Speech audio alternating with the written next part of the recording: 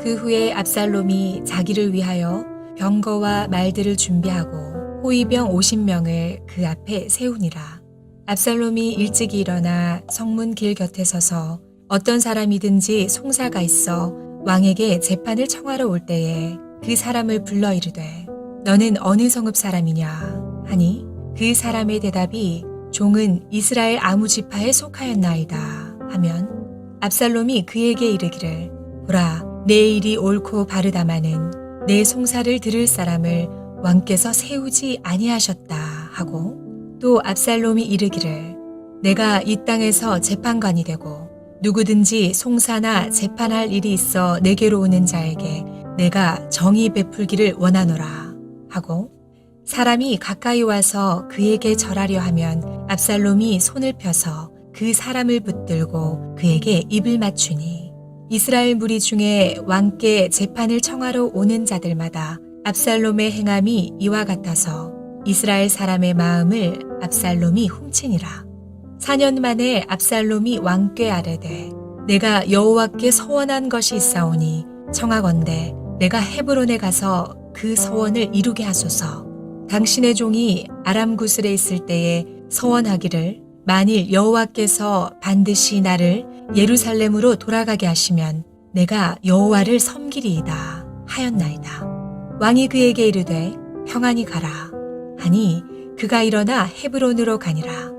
이에 압살롬이 정탐을 이스라엘 모든 지파 가운데에 두루 보내 이르기를 너희는 나팔 소리를 듣거든 곧 말하기를 압살롬이 헤브론에서 왕이 되었다 하라 하니라.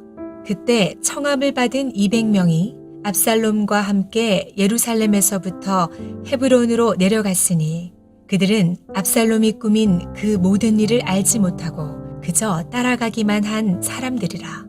제사 드릴 때에 압살롬이 사람을 보내 다윗의 모사길로 사람 아히도벨을 그의 성읍 길로에서 청하여 온지라.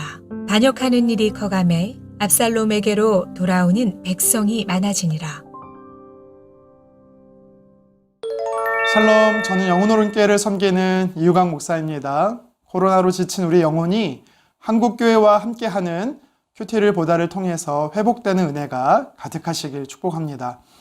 다윗의 셋째 아들인 압살롬은 아버지 다윗의 정권을 몰아내고 자신이 예루살렘 성의 새 주인이 되고자 하는 쿠데타를 벌였습니다. 오늘 본문은 이 압살롬의 반역의 준비와 시작을 기록하고 있습니다. 무려 4년의 시간 동안 4가지의 단계를 거쳐 압살롬은 아주 치밀하고 조직적인 계획을 세웁니다. 첫 단계는 1절에 50명의 호위병을 세우는 것입니다. 스스로를 차기 왕으로서의 위용을 백성들에게 나타내 보이고자 한 것이지요. 두 번째 단계는 민심을 돌이키는 것입니다. 본문 2절에서 6절에 보니까 압살롬은 아침 일찍 일어나 성문으로 나갔습니다. 당시 성문에서 재판이 이루어졌는데요. 압살롬은 백성들의 문제를 해결해 주므로 그들의 마음을 얻고자 한 것입니다. 하지만 압살롬의 재판은 공정하지 못했습니다. 3절에 백성들의 문제를 해결할 사람을 다윗이 세우지 않았다는 거짓말을 하면서 4절에는 자신은 사소한 문제라도 해결해 줄 수 있다는 이 감언이설로 다윗을 향해서 불신의 마음을, 자신을 향해서는 신뢰의 마음을 가지도록 한 것입니다. 세 번째 전략은 사람을 회유하는 것입니다. 쿠데타에 필요한 핵심 멤버들을 모집하는 것인데요. 압살롬은 12절에 다윗의 모사였던 아히도벨을 반란에 합류시켰습니다. 그리고 쿠데타를 시작할 도시인 헤브론의 사람들 역시 회유하는 데 성공합니다. 이제 마지막으로 네 번째 단계는 다윗을 속여 헤브론으로 이동하는 것입니다. 압살롬은 하나님께 서원을 한 것을 이루기 위해 헤브론에 간다는 거짓말을 했습니다. 사실 아버지 다윗만을 속인 것이 아니라 하나님까지도 이용하고 있는 것을 볼 수 있습니다. 이렇게 압살롬의 잘 준비된 쿠데타는 실행에 옮겨집니다. 반역은 성공한 것처럼 보이지요. 하지만 우리가 결과를 알 수 있듯이 실패로 끝납니다. 압살롬의 반역의 준비와 또 시작의 모습이 담긴 오늘 본문은 우리에게 도전하는 영적인 메시지가 있습니다. 그것은 바로 하나님이 내 삶의 주인이시다라는 거죠. 사무엘하 2장에 다윗이 왕이 되는 장면과 본문에서 압살롬이 왕이 되고자 하는 장면이 아주 큰 차이점이 있습니다. 다윗은 하나님께 물었습니다. 유대 땅 어디로 갈까요? 그리고 언제 갈까요? 하나님께 장소와 시기를 물었습니다. 하나님께서 헤브론으로 그리고 지금 가라 말씀하실 때 다윗은 움직였습니다. 하나님이 주인 되심을 다윗은 인정한 것입니다. 하지만 압살롬은 자신의 야욕을 위해 하나님을 이용할 뿐 하나님을 인정하지 않습니다. 자기 스스로 계획하여 움직인 것이지요. 하나님이 빠진 계획은 물거품과 같습니다. 사람이 자기의 길을 계획해도 그 걸음을 인도하시는 분은 하나님이시기 때문입니다.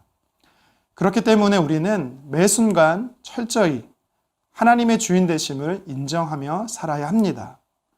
나와 우리 가족의 건강과 일과 사업도, 자녀들의 문제도, 이 나라의 민족과 세계 선교 모두 하나님의 주권 안에 있는 것입니다. 하나님이 허락지 않으시면 참새 한 마리도 땅에 떨어지지 않는다고 예수님께서 말씀하셨습니다. 최선을 다하고 철저히 준비하는 것 정말 중요하지요. 하지만 그보다 먼저 되어야 하는 것이 있습니다. 하나님께 묻고 하나님께 맡기며 역사의 주인 되시고 내 삶의 주인 되신 하나님을 인정하는 것입니다. 우리는 작고 소소한 문제에서부터 중요한 문제에 이르기까지 삶의 주인 되신 하나님께 아뢰며 하나님의 도우심을 따라 살아가야 되는 것입니다. 그래야 성공하는 인생이 되는 것입니다. 그래서 오늘 하루도 또 매일의 삶에서 하나님의 주인 되심을 인정하며 살아가는 우리 모두가 되시기를 주님의 이름으로 축원합니다. 다 같이 기도하시겠습니다. 사랑해 주님 감사합니다.